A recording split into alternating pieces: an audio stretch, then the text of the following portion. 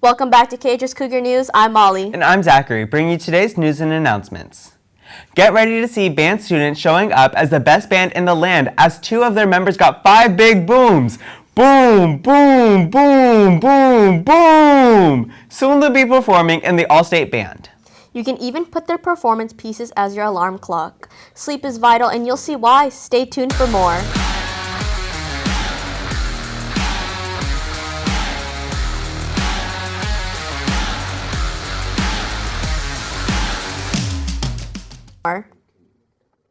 Time for the usual reminders. Make sure to wear your ID and have your laptop charged and ready every day. Course selections tonight at 6 p.m. in the Commons. Miss Wimpy is seeking current sophomores and juniors interested in forming amazing relationships with their future Cougars. Think about joining PALS. The PALS program is a leadership program in which high school students, juniors, and seniors mentor elementary school kids. Those interested in taking PALS, please mark PALS in your course selection by February 14th. Only those with the PALS written in their course selection will get an application packet. Reminder that the FAFSA/TAFSA form is due February 1st. Are you a senior interested in getting a yard sign? You can scan the QR code right here to buy one. Interested in joining Kepner's award-winning student media team? We are now accepting applications for students interested in enrolling in broadcast or yearbook class for the 2025-2026 school year. Both are pathways in the business and industry endorsement and can be taken all 4 years of high school. Plan fun school events, raise awareness and a cause for that you're passionate for, and make your voice heard, and much more can be done by Student Council.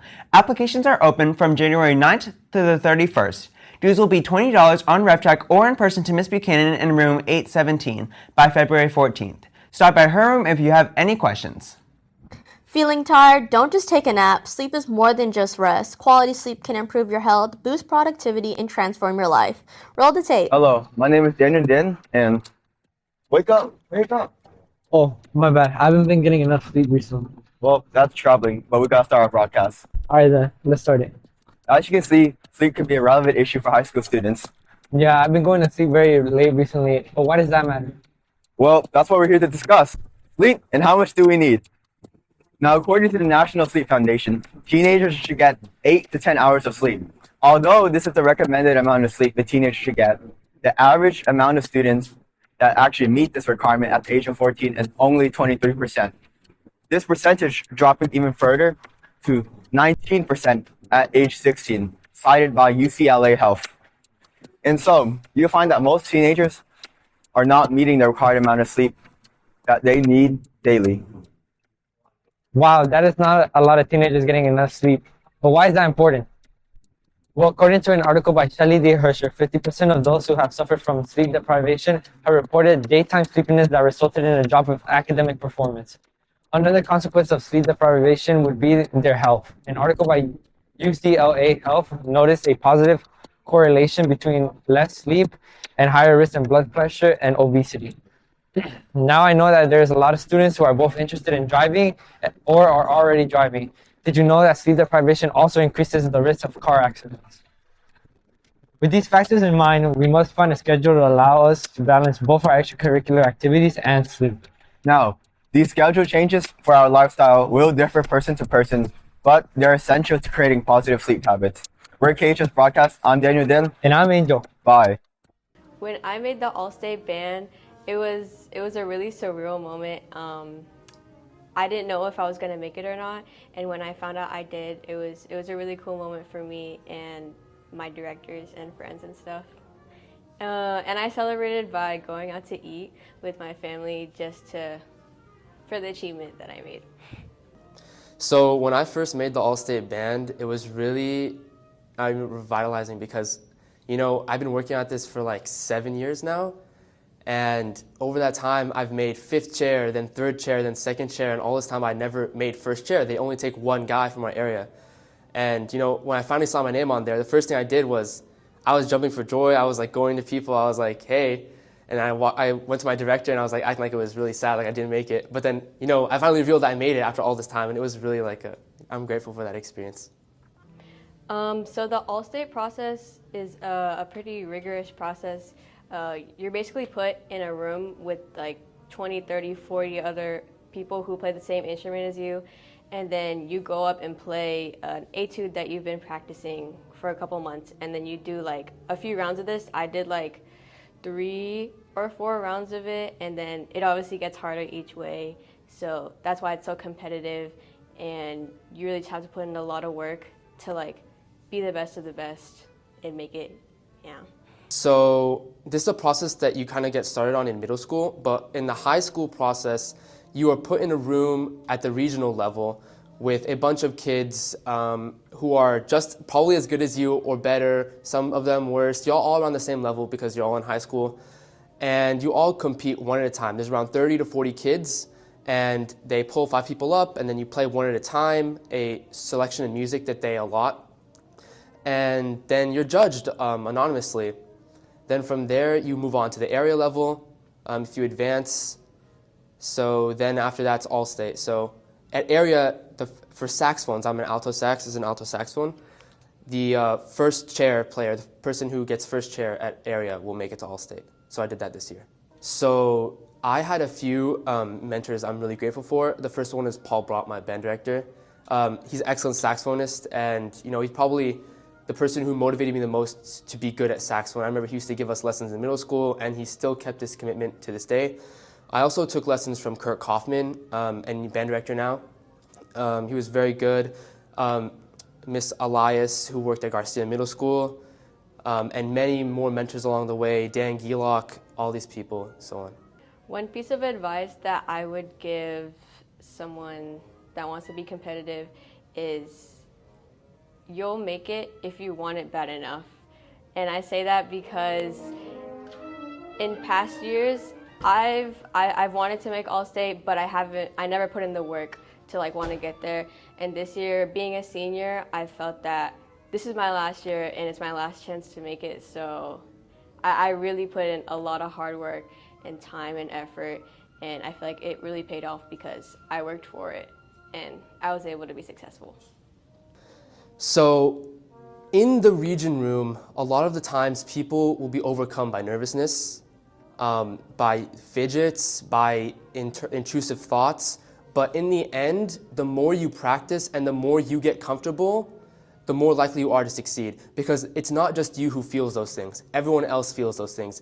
And the best way to get better and overcome those things is to just keep pushing, keep trying.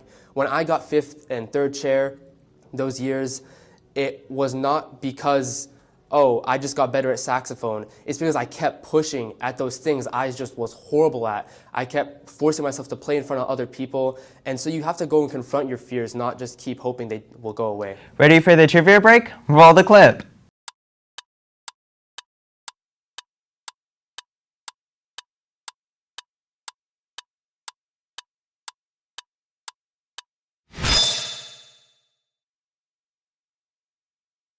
Time for some news. It's not a flower you'd likely buy on Valentine's Day, but the Brooklyn Botanic Gardens' rare Amorphophallus gigas plant is in bloom and visitors want a whiff, even if it does smell like a rotting corpse. A study using images shown from the rover shows evidence that the red planet once may have been pretty hospitable, even habitable. The studies of scientists at Caltech discussed the discovery of ancient wave ripples on the Mars surface, first discovered by the Curiosity rover in 2022.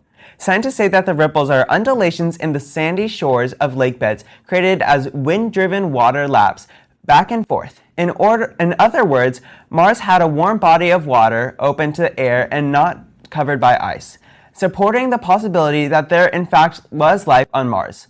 While Mars is now a desert planet that's 1,000 times drier than any Earth desert, there may have been mounting evidence that the red planet once held water and could potentially support microbes, according to reports. TikTok is back online after Trump pledged to restore it. Early on Sunday, Trump said he would issue an executive order following his inauguration on Monday to delay enforcement of the divest or ban law. And within hours, access to TikTok's app and webpage began to return for U.S. users. And it signaled that Trump may be posed to score a major political victory by claiming responsibility for bringing back the popular platform. In a statement midday Sunday, TikTok said Trump's promise to save the app allowed it to restore U.S. users access even before his expected executive order is signed. As of now, those who have the app on their phones are able to use it. But if you've deleted it or you bought a new device, you won't be able to restore the app. Using a VPN may help though. And that's all for news.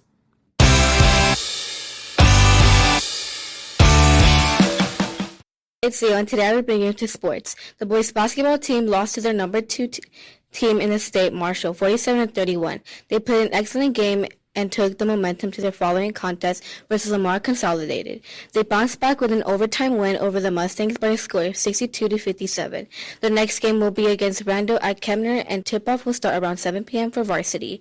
Now for girls basketball. They lost to the Marshall girls that are ranked 23rd in the state, 47-34. They also lost against Lamar Consolidated in a close game coming down to the wire, losing 38-34. They will play their next game against Rando at Rando, and tip-off will start around 6:30 p.m. Kentner softball is having a scrimmage versus Clements at 4 p.m. Now for varsity soccer. The boys beat George Ranch 40, and they also beat Victoria West in a close game to the end 2-1. They will play their next game at Kentner against Marshall at 7:30 p.m. Now for the girls soccer. They lost to Terry 7-0, and they will play their next game at Marshall on Friday at 5 p.m. against the Bubs. That's all for sports. And now back to Molly and Zachary. Is you or your friend's birthday coming up? Then you should surprise them by featuring them on KHS News. Scan the flyer with a present on it that can be seen in the hallways, and submit their name and even a picture if you want. Hey Zachary, would you rather fight a bear or a shark? You know, I'd probably fight a bear because I'd just be like, ah, they'd be like, ah! Let's see what our Cougars would fight. Would you rather fight a bear or a shark? To be honest, if I had to fight a bear or shark, I'd probably fight a bear. Would I rather fight a bear or a shark? I think I would fight a bear, honestly, because I low-key can't swim, so I wouldn't have a fair chance. I would rather fight a bear, to be honest.